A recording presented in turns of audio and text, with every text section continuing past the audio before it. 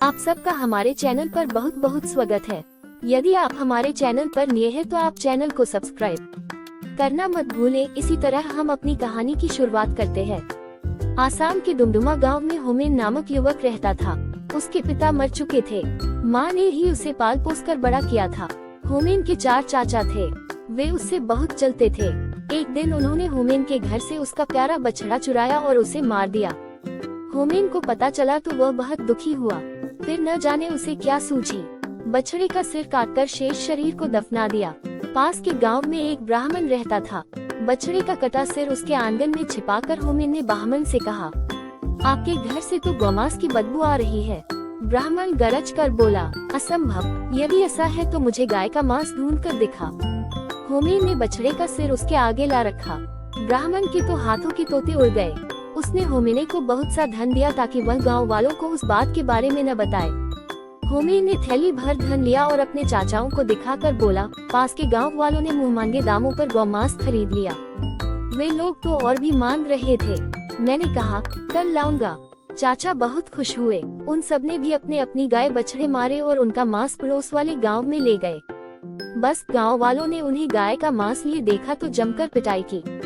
बौखलाए हुए चाचाओं ने होमेन की झोपड़ी में आग लगा दी। होमेन और उसकी माँ बेघर हो गए। बेचारी माँ के आंसू देखकर होमेन तिलमिला उठा। उसने राख इकट्ठी की और एक दूसरे गांव में जा पहुंचा। ले लो, आँख का सुरमा ले लो, इसे लगाकर बड़ा धन मिल जाता है। जिसका ब्याह न होता हो, जल्दी ब्याह हो जाता है। हाथ की हाथ एक थैली सुरमा बिक गया। शेष राख होमेन ने छिपा दी। अपने चाचा के पास जाकर बोला, मेरी तो झोपड़ी की सारी राख बिक गई। चाचा ने हैरानी से पूछा, राख बिक गई?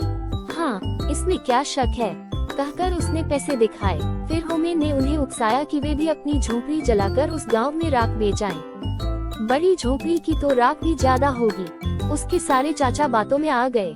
चारों ने अपने अपने घर फूंक दिए और राख ले जाने की तैयारी करने लगे।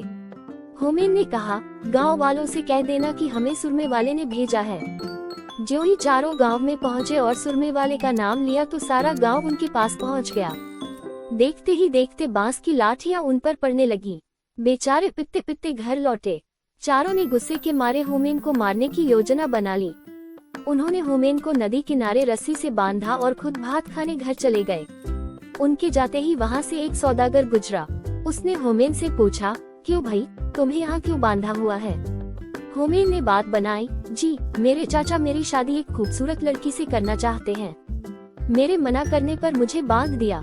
सौदागर बोला, मैं शादी कर लेता हूँ उस लड़की से, क्या ऐसा हो सकता है? होमेन ने झट से उसे बांधा और उसका घोड़ा लेकर रफू चक्कर हो गया। चारों चाचा खा पीकर लेट गए। आलस के मारे उठा न गया। पिटाई के कारण पोपो दुख रहा था। नौकर से बोले, जा तू होमेन को नदी में फेंका, हमसे तो उठा नहीं जाता। नौकर भी कम नहीं था। उसने अपने रिश्तेदार को ये काम सौंप दिया। रिश्तेदार ने सौदागर को ही होमेन समझकर नदी में फेंक दिया। बेचारा सौदागर चिल्लाता ही रह गया। नौकर ने चाचा को सूचना दी, जी, काम हो गया। चारों मिलकर होमेन की मौत की खुशी मनाने लगे।